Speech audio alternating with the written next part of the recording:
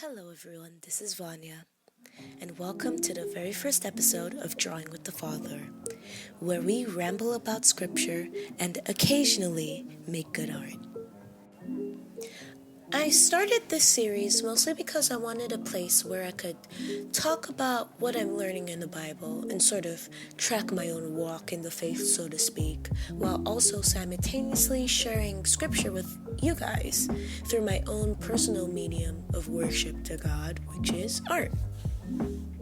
So, in general, I'll probably do like a drawing or a painting based on a person I'm learning about, a region or place within scripture that's important, or like a story or something like that, and share what I found with you guys. I will preface this by saying I am no biblical scholar, theologist, or a master of apologetics, I guess. So take everything that I say with grace and also scrutiny.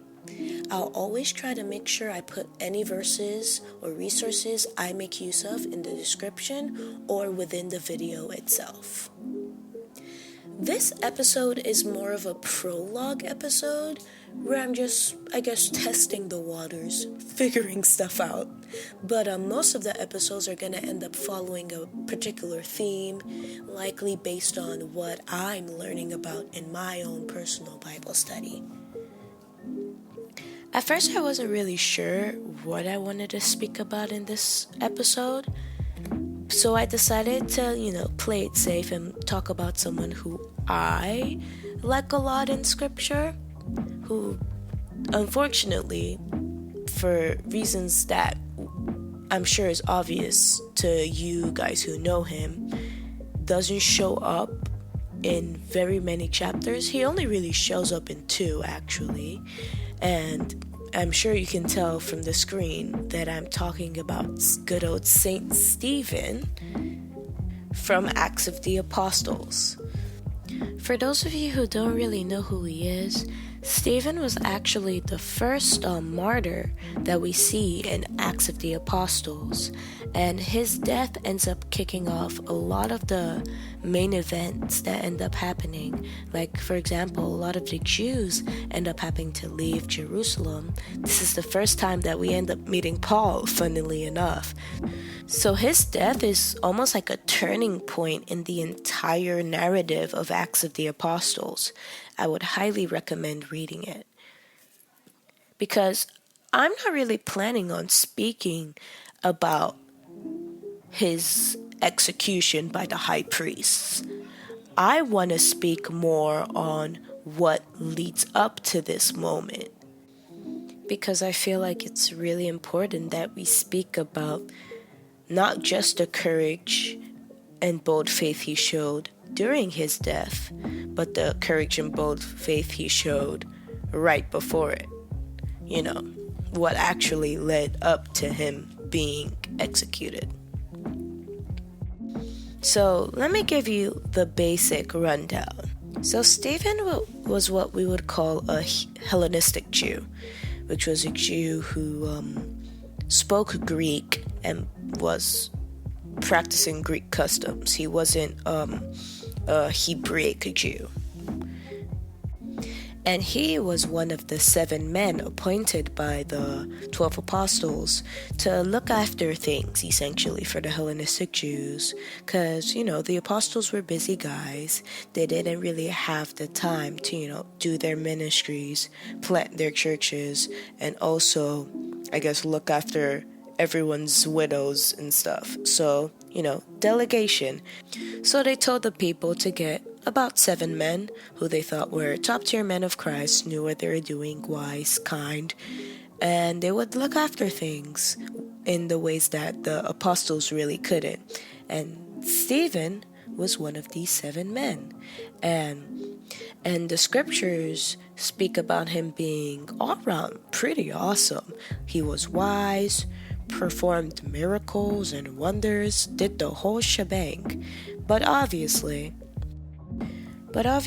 when you're in that sort of position, there's going to be a particular demographic of people who aren't really gonna like you too much, you know?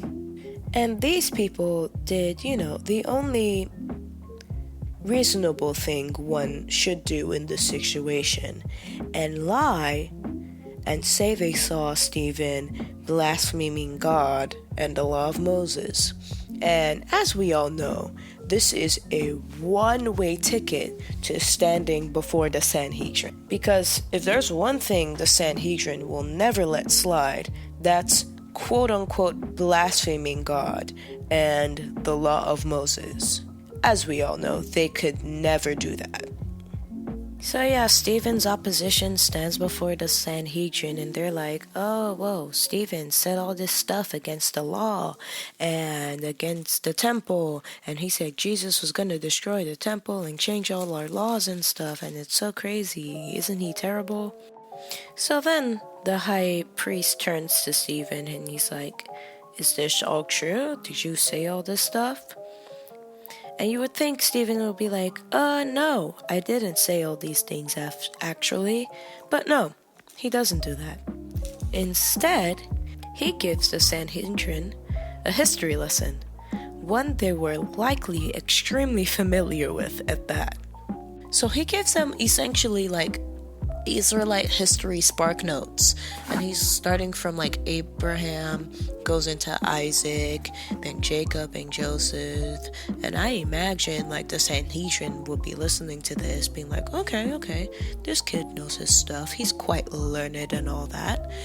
But then he goes in and starts speaking about Moses, the Moses he was supposedly blaspheming the law of and that. So yeah, he starts on with Moses and how God had chosen him to save the Israelites, and the Israelites that he was supposed to save were the very same ones who rejected him and stuff. And even when they were brought out of Egypt, these Israelite ancestors still turned their backs on God and refused to obey Moses and even worshipped idols. And the Sanhedrin were probably like, word, we all know this. Me personally, if I was there, I would have never turned my back on God. I would have never worshipped no idols.